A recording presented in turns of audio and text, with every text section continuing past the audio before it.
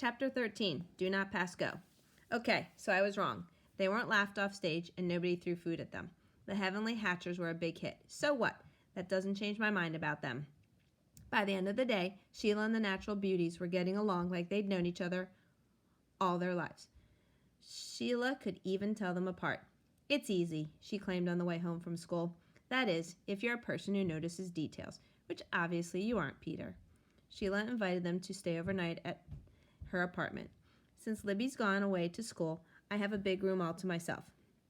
Yes, I thought, go directly to Sheila's. Do not pass go. Do not go back to my apartment, ever.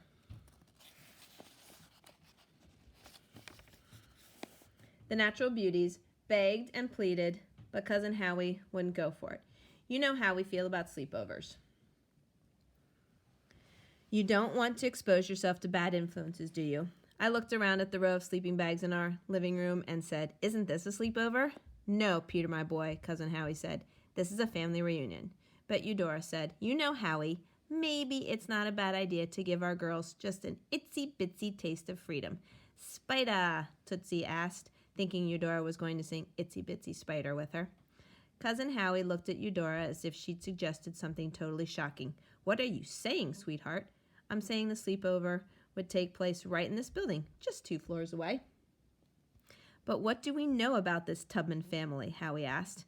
I was thinking I could tell him plenty about the Tubmans, but before I had a chance, Mom said, We've known the Tubmans for years. We spent our summer vacation with them, Dad added.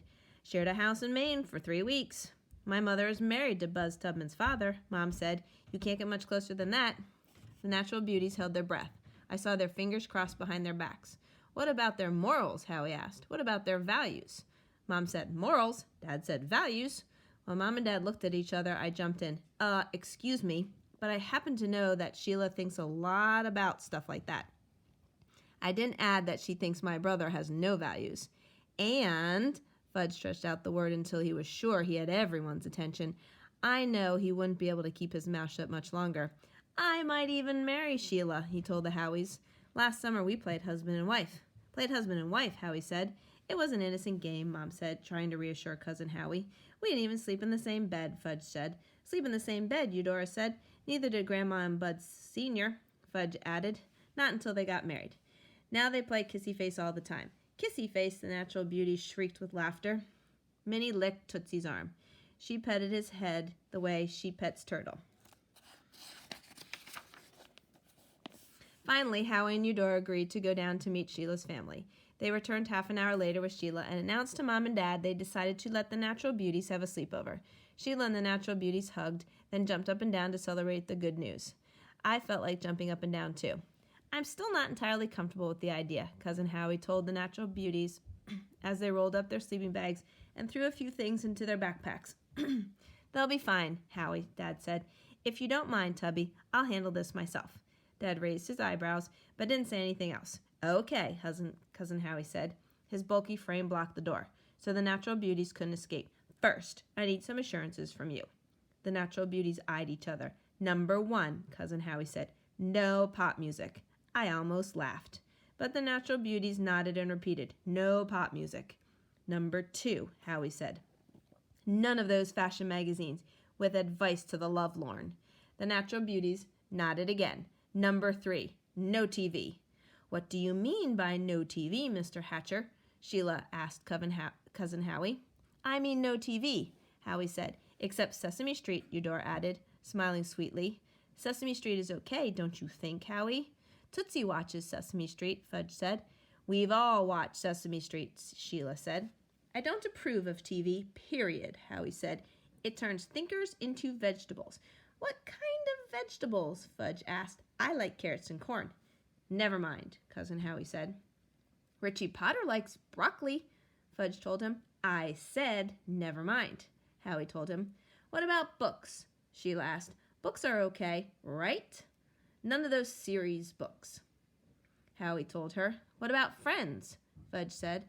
Our girls are lucky to have each other, Eudora said. I have Pete, Fudge said, but I still like to choose my own friends. He pranced around the living room. Know who my best friend is in mixed group? It's Richie Potter. Know who my best friend is In this building, it's Melissa Beth Miller. She lives in Jimmy Fargo's old apartment. Her cat's name is Fuzzball. He dropped to the floor and crawled around, meowing. Fuzzball's going to be a wizard for Halloween. Now he was back to his feet, spinning. Know what I'm going to be for Halloween? He spun until he was so dizzy he fell to the floor. I'm going to be a miser. I'm wearing my money tie from Fudgington. Cousin Howie's mouth opened, but no words came out.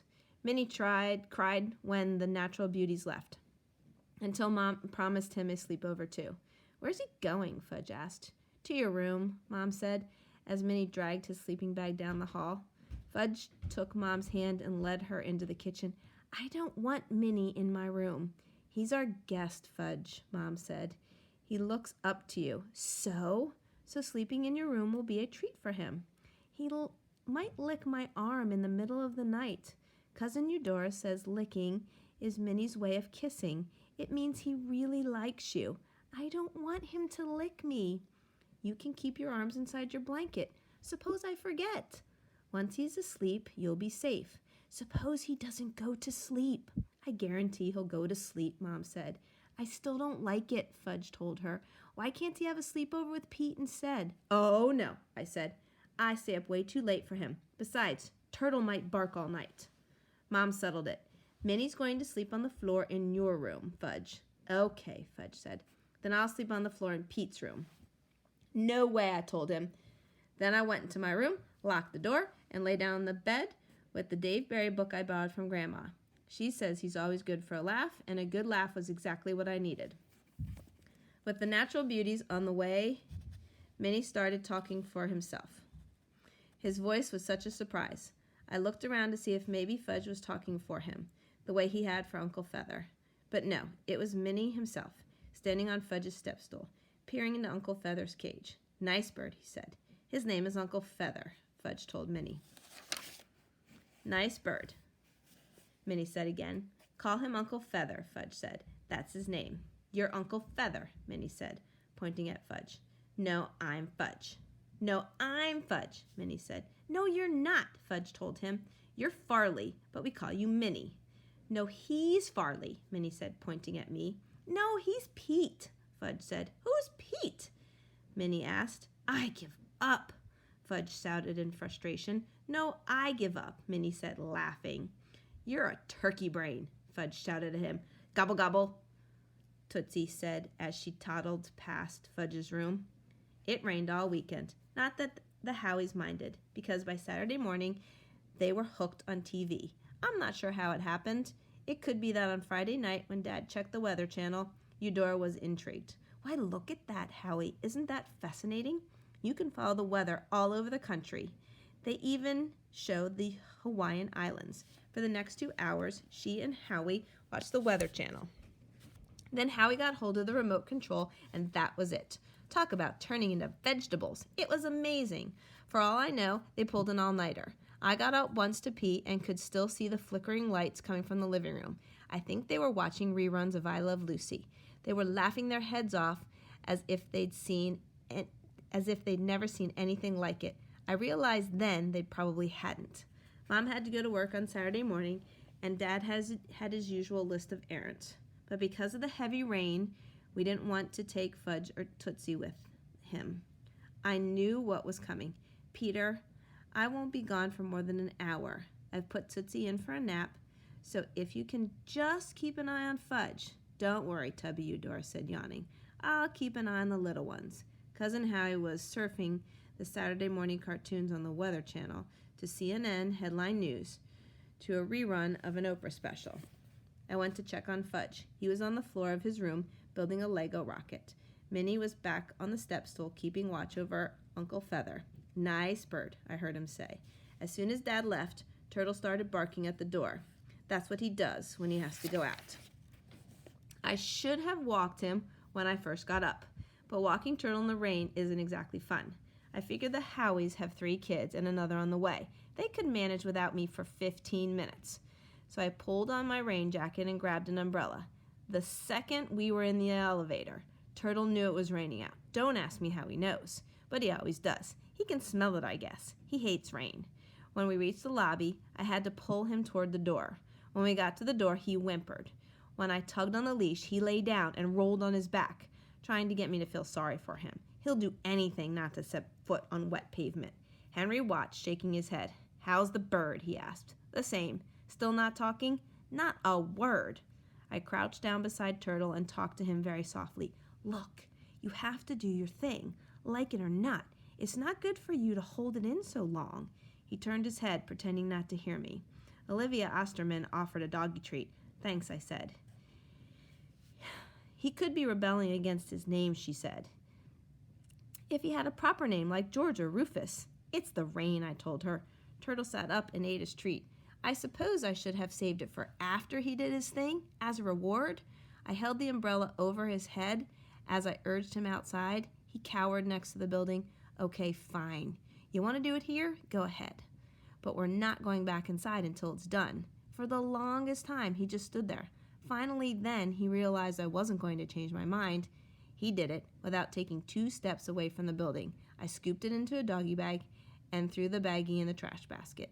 As soon as he was back inside, he shook himself off, spraying everywhere, especially on me, all the way up the elevator. He looked at me as if I was beyond stupid for making him go out in the rain. The minute I opened the door to the apartment, I was hit in the face by a flying Nerf ball. Everyone was racing around screaming. Eudora in her nightgown, Cousin Howie in his pajamas, Fudge, Minnie, even Tootsie. "What's going on?" I yelled. They were carrying on like it was the end of the world.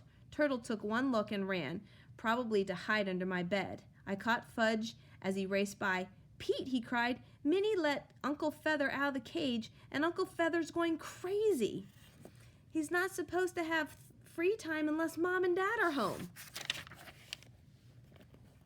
"I know that. So where is he?" I asked, just as Uncle Feather zoomed through the living room, dropping poop like miniature bombs. Pow! A direct hit on Cousin Howie's head. Pow! There goes the sofa. Pow, pow! He hit the bookcase, the lamp, the coffee table. My first thought was, Mom's not going to be happy about this. And then I thought, never mind the furniture. We have to protect Uncle Feather. I started shouting orders. "Fudge, shut all the doors except to your room. Eudora, put down the shades, fast. Cousin Howie, we need to get the mirrors covered." I ran for the closet where Mom keeps the old sheets, but tripped over Minnie in the way. He was chasing Uncle Feather, arms outstretched, little hands in the air, as if he could catch a bird barehanded. "Nice bird, nice bird." Tootsie followed Minnie, calling, "Peep, peep, birdie." I made it to the closet and tossed Fudge's sheet. "Take that to Cousin Howie." Instead, Fudge threw the sheet over his head and kept running, like a Halloween ghost. You could hear the thud when Uncle Feather crashed. He crashed into the bird kitchen window and fell lifeless to the floor. "My bird!" Fudge cried. Suddenly, it was absolutely silent in the apartment. "Don't touch him," Cousin Howie said. "I've been trained to handle situations like this. Everybody stay calm. Fudge, get a blanket. We need to keep him warm." Fudge came back, dragging the queen-size blanket off Mom and Dad's bed. "Something smaller," Cousin Howie told him. "A towel," I said. "Get a clean towel, the small kind." "And a box, please," Cousin Howie said. I ran into my room, dumped my baseball cards on my bed, then tore back to the kitchen with the box. "We don't want to cause any harm," Cousin Howie said. "He has to be lifted up carefully." Uncle Feather looked so small lying in the box, so still. "Peter," Cousin Howie said, "do you know the vet's number?" Mom keeps the emergency numbers for the 24-hour-a-day animal hospital on the refrigerator. I picked up the phone and dialed. I don't think I did a very good job of explaining the situation. I managed to get out key words. "Mine a bird, crashed, window." I asked if there was a pet ambulance. The voice at the other end said we should bring him in ourselves. "We'll take the van," Cousin Howie said, throwing a rain poncho over his pajamas. "Eudora, stay here with the children. Peter, you can come with me. I'll need a navigator who knows the city." "Don't forget the van keys," Eudora said, tossing them to Cousin Howie. "What about me?" Fudge said. "He's my bird." "Get your raincoat," I told him, "and hurry." The heavy rain made it hard to see, but the van was equipped with flashing red lights, so at least people could see us. I called out directions as Cousin Howie drove. "Across 65th Street, through the park, to the east side. Stay on the 65th until we hit York Avenue. On the 62nd between York and the FDR Drive." Fudge stroked Uncle Feather all the way to the animal hospital. He's going to be okay, right, Pete? I hope so. He has to be okay. I know what you mean. He can't die, right? I just don't know, Fudge. You have to know. You're the big brother. I choked up when he said that and moved closer to him. Please don't die, Uncle Feather, he whispered, but Uncle Feather just lay there. Cousin Howie dropped us off in front of the animal hospital. I carried Uncle Feather's box inside my rain jacket. Fudge clung to my sleeve. The rain was still pouring down. So were Fudge's tears. Let's have a look, the vet said once we were inside the examining room. He unwrapped the towel. Uncle Feather looked up at him. Well, look at that, the vet said, as if he were surprised to find a minor bird. His name is Uncle Feather, Fudge said. Hello, Uncle Feather, the vet said. Bonjour, stupid. At first I thought it was Fudge, imitating Uncle Feather's voice again.